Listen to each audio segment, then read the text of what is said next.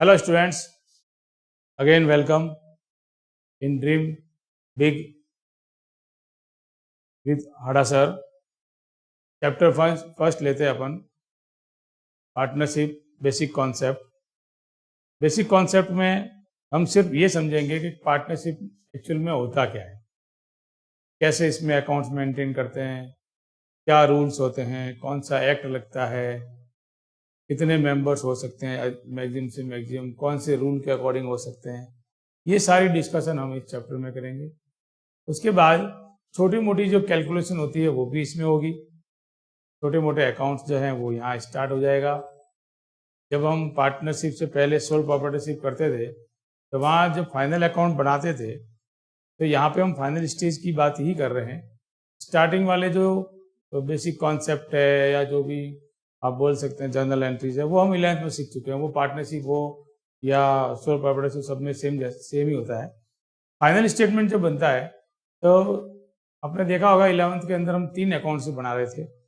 First trading account, profit and loss account and balance sheet. कोई संस्था है जो बिजनेस है, ऑर्गेनाइजेशन है, तो वो इनकम स्टेटमेंट और बैलेंस शीट 2 बनाते थे। तो वही बात है, लेकिन अब इसमें थोड़ा सा अप है क्योंकि पार्टनर्स आ जाते हैं। अब एक मालिक नहीं है, अब एक से ज़्यादा मालिक है, ऑनर्स है, तो उसमें फिर आपको ज़्यादा अकाउंट्स बनाने की ज़रूरत पड़ती है क्योंकि पार्टनर्स का इंडिविजुअल भी बनता है। तो जो प्रॉफिट हुआ है उसको पार्टनर्स में कैसे डिस्ट्रीब्यूट करेंगे, कौन पार्टनर्स क्या ले रहा है, क्या दे रहा है, इनके लिए 2 अकाउंट एक्स्ट्रा एडिशनल बनेंगे जो प्रॉफिट एंड लॉस अकाउंट के बाद बनता है। एक बनेगा profit and loss appropriation account और दूसरा बनेगा पार्टनर्स कैपिटल अकाउंट। अब जो एप्रोप्रिएशन का बैलेंस कैपिटल में जाएगा, कैपिटल का बैलेंस हमारे बैलेंस शीट में आएगा। तो बैलेंस शीट का प्रोसेस फिर वही रहेगा जो पहले था। ज़्यादा बच्चे क्या करते हैं, उलझ जाते हैं, सोचते हैं कि भाई तो पार्टनरशिप है तो इसमें ज़्यादा बड़ी चीज़ें हैं, ज़्यादा एडजस्टमेंट्स नहीं है, छोटा मोटा है। तो वो हम सीखेंगे। हम पहले स्टार्ट करते हैं थ्योरी क्लास से।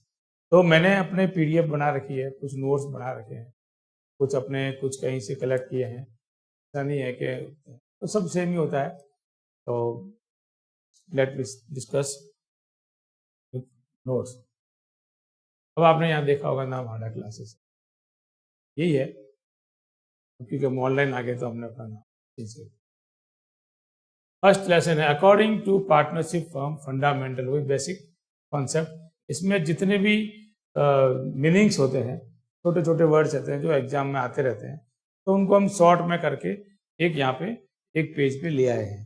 तो हमें बार बार अलग अलग कहीं पे देखने की जरूरत नहीं पड़ेगी, आपको एक बार ही एक जगह मिल जाएगा। तो जैसे ही हम पार्टनरशिप में एडजस्ट आते हैं, शुरू करते हैं, तो सबसे पहले हमें ये पता होना चाहिए कि पार्टनरशिप क्या है। Partnership is a relationship between person who have agreed to share the profit and loss carried on by all or any of them acting for all. Partnership वो है जो लोगों के यानी पर्सन्स के बीच में एक रिलेशनशिप है, business relationship, legal business relationship, जो अपने प्रॉफिट को या लॉस को डिस्ट्रीब्यूट करता है एक एग्रीड रेशियो में। और पार्टनर्स का मतलब ये है कि सारे ओनर है तो सारे मैनेजमेंट में इन्वॉल्व होते हैं। तो ये कोई जरूरी नहीं है कि सारे ही पार्टनर आप एक्टिंग करें। एक्टिंग का मतलब यहाँ सारे ही एक्टिव हो, ऐसा कोई जरूरी नहीं है। कोई एक पार्टनर बाहर हो सकता है, सारे काम कर सकते हैं। एक के लिए सारे या सारे के लिए एक कोई पार्टनर काम कर सकता है, वो दूसरे काम में भी इन्वॉल्व हो सकता है, आज़ाद है। जो पार्टनरशिप में है वो दूसरे बिजनेस में भी इंक्लूड हो सकता है, उसके लिए कोई नहीं है कि वो पार्टनर है तो कोई दूसरा बिजनेस नहीं कर सकता। दूसरा, पार्टनरशिप का मतलब यही है लीगल बिजनेस जिसमें आप प्रॉफिट हो उसको लॉस, प्रॉफिट और लॉस रेशियो में डिस्ट्रीब्यूट करें। अब आगे आते हैं हम पार्टनर्स में।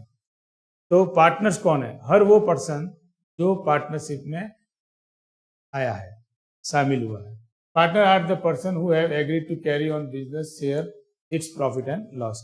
जो प्रॉफिट एंड लॉस के लिए शामिल हुआ है वो है हमारा पार्टनर। फिर अब फर्म के partner carrying on the business collectively known as firm. जो पार्टनर बिजनेस कर रहे हैं, मिलके कर रहे हैं, उसको बोलते हैं फर्म यानी partnership firm. The name under which the business is carried on the call.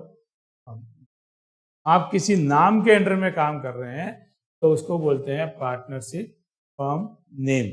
जैसे हमारा ये है अभी हमारा ड्रीम बिग, तो ये एक फर्म का नाम है, इसके अंडर में हम लोग काम कर रहे हैं, ये भी है, ठीक है, तो हम पार्टनर हुए और ये फर्म हुई हमारा ड्रीम बिग। ऐसे ही नंबर 4th पॉइंट है द पार्टनरशिप एक्ट 1932। जब आप पार्टनरशिप करते हैं तो आपको रजिस्ट्रेशन कराने की कुछ ज़्यादा ज़रूरत नहीं होती है। ये गवर्नमेंट, इंडियन गवर्नमेंट ने आपको सहूलियत दी है कि आप चाहो जब स्टार्ट कर सकते हो।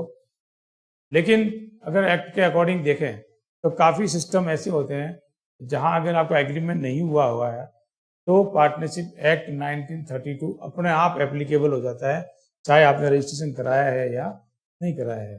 वैसे रजिस्ट्रेशन कराना चाहिए जिससे कि हम आगे की डिस्प्यूट से बच सकें। तो partnership act, it is act that governs the partnership firm in case partnership deed is silent on an issue, provision of the partnership act 1932 are applied. मैंने कहा ना, आप एग्रीमेंट करते हैं तो एग्रीमेंट भी दो तरह का होता है, एक ओरल होता है और एक रिटर्न। अगर रिटर्न एग्रीमेंट करते हैं तो उसको पार्टनरशिप डीड कहते हैं।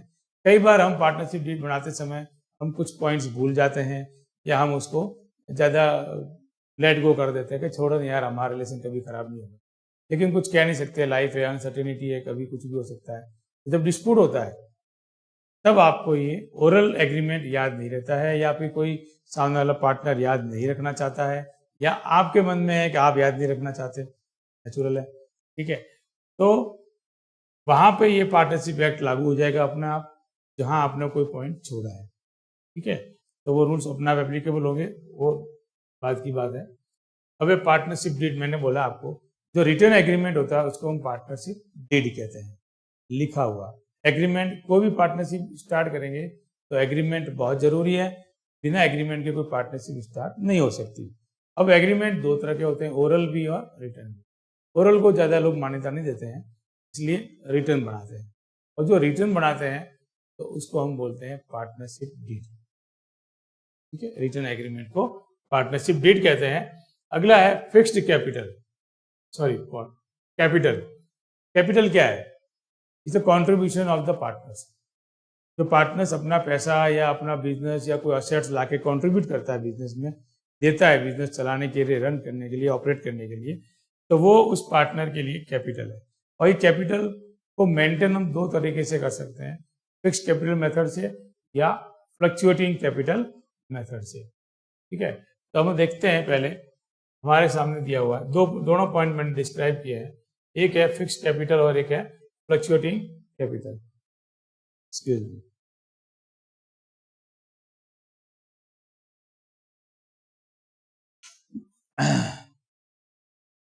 ठीक है, नेक्स्ट फिक्स्ड कैपिटल।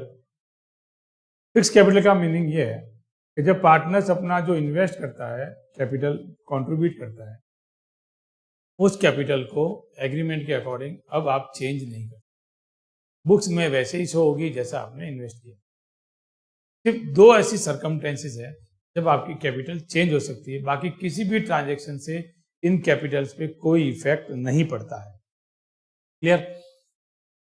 तो कौन सी दो सरकमटेंसेस है कि जिससे ये कैपिटल चेंज हो सकती है? या तो आप कोई नया पार्टनर या कोई पार्टनर पहले से है वो एडिशनल कैपिटल ला रहा है, या कोई पार्टनर कैपिटल विड्रॉल कर रहा है, तो लेके आ रहा है एडिशनल और इन्वेस्ट कर रहा है कि बिजनेस में और पैसों की जरूरत है तो मैं इन्वेस्ट कर लेता हूं, तो वो इन्वेस्ट कर देता है। या फिर अब पैसा बहुत ज़्यादा हो गया है बिजनेस के अंदर और मुझे अब कुछ पैसा मेरे निकालना है, तो मैंने अपनी कैपिटल को विड्रॉ कर दिया। तो ये दो सरकमटेंसेस ऐसी है जब आप अपनी कैपिटल को चेंज कर सकते हैं, अन्यथा नहीं। तो वो फिक्स्ड कैपिटल है। और जब ऐसा फिक्स्ड कैपिटल मेथड में ऐसा होता है कि कैपिटल चेंज ही नहीं हो रही है, तो पार्टनर से रिलेटेड बाकी जो एडजस्टमेंट है, एंट्रीज है, उनको कहाँ एडजस्ट करेंगे? तो उनके लिए अलग से अकाउंट बनेगा जिसको कहते हैं पार्टनर्स करंट अकाउंट। यानी फिक्स मेथड में दो अकाउंट बनते हैं, partners capital account and partners current account. Capital में सिर्फ capital, new capital, additional capital, capital withdrawal, इनके अलावा कोई ट्रांजेक्शन नहीं होते, ठीक है। और बाकी जो जितने भी ट्रांजेक्शन होंगे वो सारे करंट अकाउंट में होंगे। अब हम देखते हैं फ्लक्चुएटिंग कैपिटल। फ्लक्चुएटिंग कैपिटल मतलब ये वो कैपिटल है आपने बिजनेस में इन्वेस्ट किया तब से लेके ईयर एंड तक, और एवरी ईयर हर ट्रांजेक्शन के साथ ये चेंज होती रहती है। ये कैपिटल फिक्स नहीं रहती है, और इसके लिए एक ही अकाउंट बनता है, वो बनता है पार्टनर्स कैपिटल अकाउंट। जितने भी एडजस्टमेंट एवरी ट्रांजेक्शन के साथ ये कैपिटल चेंज होती रहती है, जो कनेक्टेड है पार्टनर से। अगला पॉइंट है ड्रॉइंग्स। अभी मैंने आपको एक पॉइंट बताया था कैपिटल विड्रॉल, तो कैपिटल विड्रॉल अलग है, ड्रॉइंग्स अलग। कैपिटल विड्रॉल मीन्स आप कैपिटल को कम करना चाहते हैं। ड्रॉइंग्स का मतलब आप पर्सनल यूज के लिए निकालना चाहते हैं। तो पर्सनल यूज के लिए पैसा निकाला है, गुड्स निकाला है, असेट्स निकाला है, कुछ भी निकाला है किसी भी पार्टनर ने, तो उसको हम ड्रॉइंग्स कहते हैं। ठीक है, अब आ गया प्रॉफिट शेयरिंग रेशियो। अब क्या है कि जितने भी पार्टनर्स हैं वो अपने प्रॉफिट को डिस्ट्रीब्यूट करते रहे। कौन से रेशियो में? जो इनका रेशियो पहले से तय हुआ है, जो एग्रीमेंट में तय है, उसी को हम प्रॉफिट शेयरिंग रेशियो बोलते हैं। अगर एग्रीमेंट में आपने नहीं बनाया है तो पार्टनरशिप एक्ट अपना आप लागू हो जाएगा और तब आप प्रॉफिट को बराबर बांटेंगे, इक्वल, किसी रेशियो में नहीं। ठीक है, एक है टॉपिक है guarantee of profit. Guarantee of profit का मतलब कि प्रॉफिट में किसी पार्टनर को गारंटी देना कि हम आपको इतना प्रॉफिट तो देंगे ही, इससे कम हुआ तो ये लोग भुगतेंगे। ये लोग कौन? और इसमें दो सिस्टम है, या तो कोई पार्टनर गारंटी देता है पार्टनर को, या फर्म गारंटी देती है पार्टनर। जब पार्टनर गारंटी दे रहा है तो उसके लॉस को पार्टनर बेयर करेगा, और अगर फर्म गारंटी दे रही है तो फर्म बेयर करेगी। ठीक है, इसी के साथ ये जो बेसिक नियम मीनिंग्स थे, रूल्स थे, ये मैंने आपको डिस्कस कर लिया है। आज के वीडियो में इतना ही, नेक्स्ट वीडियो में मिलते हैं। ओके, याद रखिए dream big with Hada sir, हम आपके हमेशा साथ हैं। Okay, bye.